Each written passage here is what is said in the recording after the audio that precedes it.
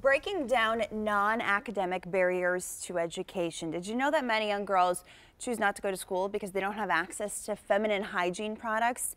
Here to change that, Terrence Wheeler, the organizer of an annual supply drive in River Rouge. I could just hug you. I love what you're doing right now. So many things to talk about.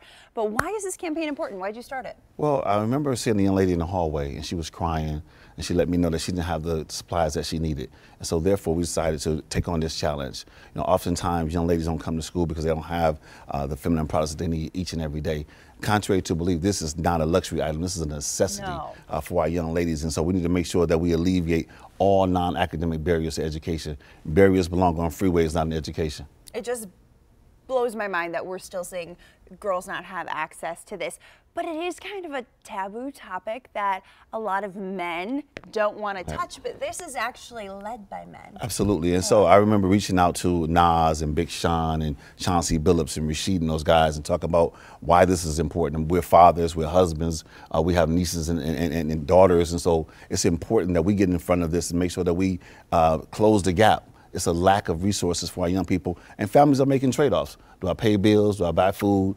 Do I buy the pads that I need for my young ladies? And you said that you're having the young boys bring them in as well, trying to get rid of that stereotype. This, you know, this is a bad, dirty thing. Absolutely. This is not a disease. This is life itself. Yes. And so we have to be comfortable talking about how do we close the gap for our young people? How do we expect them to exceed if we don't give them the things that they need each and every day? Powerless kids need powerful friends. And so I wanted to employ my friends, whether it be Will Downing, Regina King, Oscar winner, to make sure that we continue to provide this in a safe environment, change the ecosystem, change the narrative. All young ladies across this country should be able to go to a resource room in their particular school and get the supplies they need and never disrupt education and get back to class. But Anne-Marie, even more importantly, with Michigan being in the top 10 in human trafficking, so you look at absenteeism, you look at low self-esteem, body shaming, this leads to human trafficking. And so we have to make sure that we do all the things we can to supply the needs for our young people. We got to take care of our girls. I love this, and I love your one-liners. You need to write a book. Tell me how we can contribute to this. You can give us a call at 313-205-9826, or from starting tomorrow, March 5th through April 5th, River Rouge High School, 1460 West Coolidge Highway, 8 a.m. to 3 p.m. Monday through Friday. We can accept, or we'll make arrangements to pick the products up.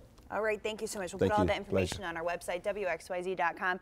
You're doing more than just collecting these. You're breaking down some barriers and really helping some young girls. Thanks for being here with us. We'll be right back.